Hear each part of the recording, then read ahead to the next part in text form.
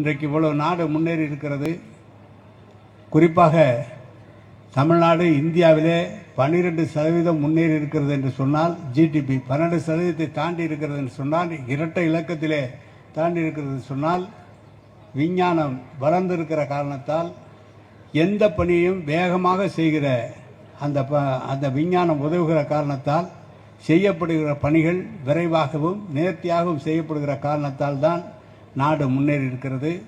மாணவர்கள் இன்றைக்கு எங்களுக்கு காண்பித்திருப்பது, எப்போது வெளிச்சம் குறைவானால் தன்னிச்சையாக விளக்கு எரியவும், ஒரு சுவிட்சை தட்டினால் உள்ளே சென்று எந்த பொருளையும் உள்ளே எடுத்து செல்லவும், அப்படி பல்வேறு விஞ்ஞான மூலியமாக ரோபோட்டிக் இயந்திரம் மூலமாக லகுவாக செய்கிற பணியை அங்கே யாரெல்லாம் பெரிய வசதி படைத்தவர்கள் தான் செய்யப்பட வேண்டும், அதை கற்றுக்கொள்ள வேண்டும் என்ற நிலையை மாற்றி மாண்புமிகு தமிழக முதல்வர் தளபதி அவர்களும் பள்ளிக்கல்வித்துறை அமைச்சரும் கிராமங்கள் தோறும் கிராமத்தில் இருக்கிற நகரத்தில் இருக்கிற பேரூரில் இருக்கிற குழந்தைகளும் கற்றுக்கொள்ள வேண்டும் என்ற நோக்கத்தோடு சட்டமன்றத்திலே முதல்வருடைய அனுமதியை பெற்று அறிவித்து அதை நிறைவேற்றுகின்ற பணியை நம்முடைய திருவெரும்பூர் தொகுதியிலிருந்து ஆரம்பித்து வைத்ததில் எனக்கு மற்றற்ற மகிழ்ச்சி.